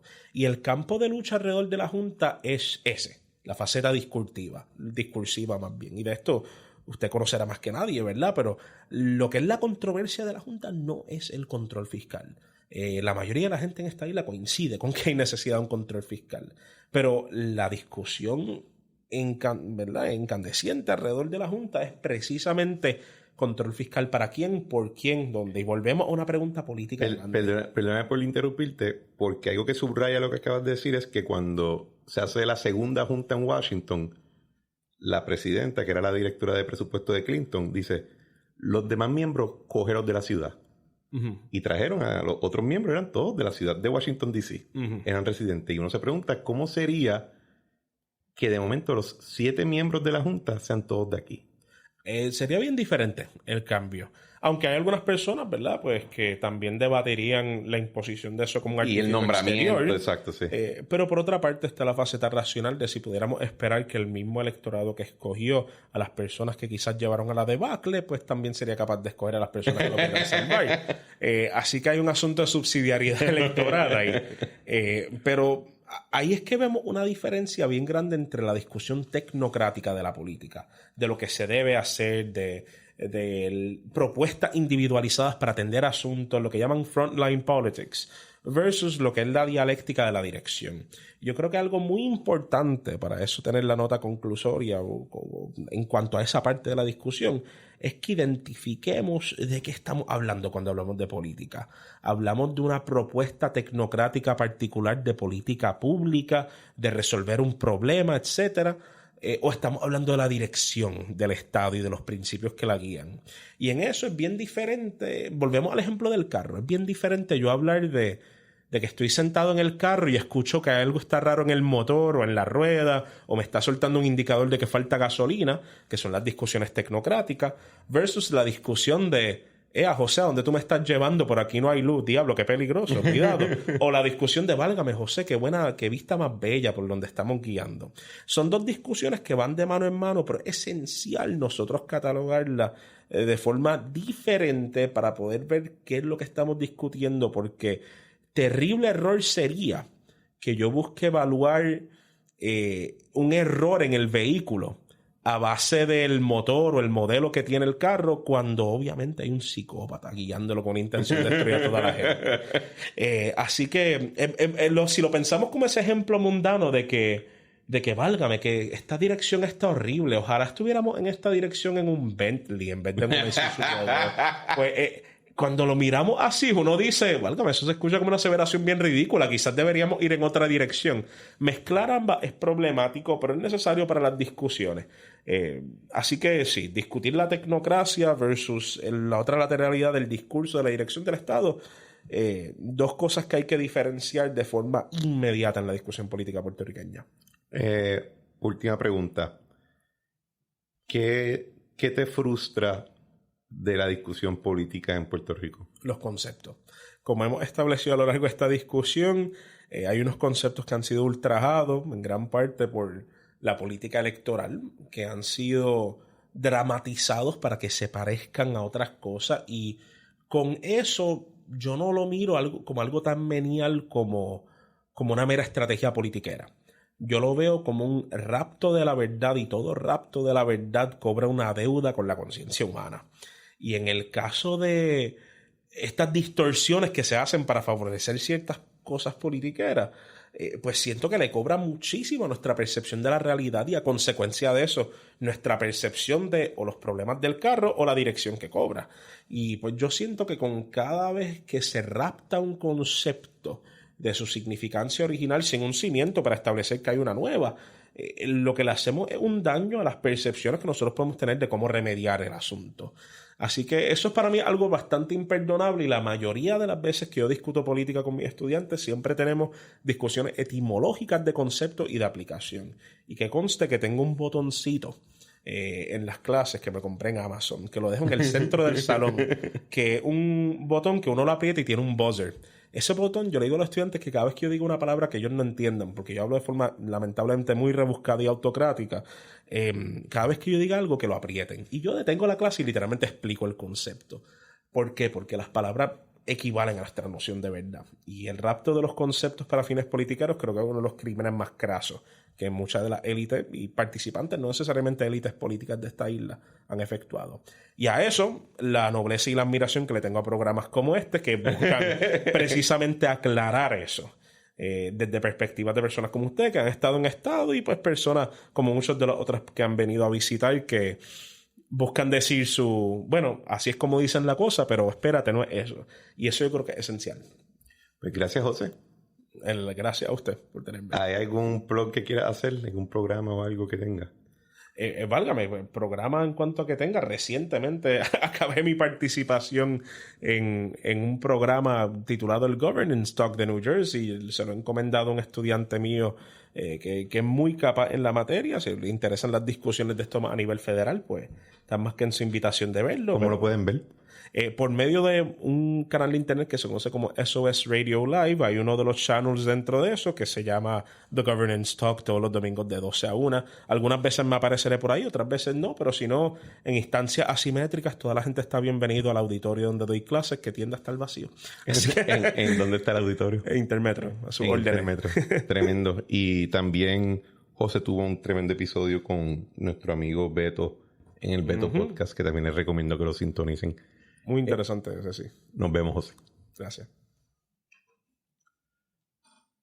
Bueno, señores, esto ha sido otro episodio de La Trinchera. Como siempre, le damos las gracias por sintonizar y le pedimos que por favor compartan el episodio con sus amistades, con sus familiares, con sus compañeros de trabajo, incluso hasta la gente que les caiga un poquito mal.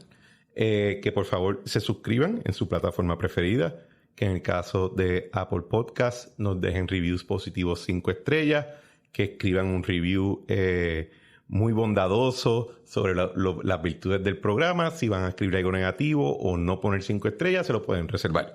En el caso de Spotify, review de 5 estrellas, y pueden comentar el episodio en la área de Q&A debajo de los show notes.